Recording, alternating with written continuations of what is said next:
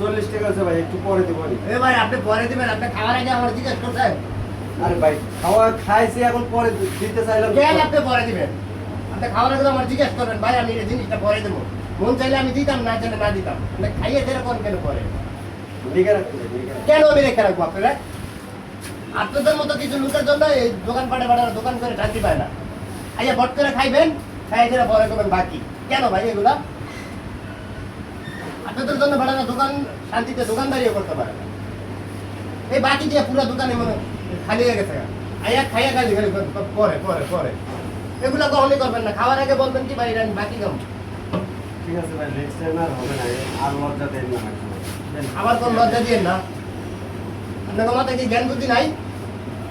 ভাই এখন খাইয়ে সারছে, কথা বললে কি আর হবে বলেন? পরে দিয়ে দেন, আর এরকম কখনই করবেন না।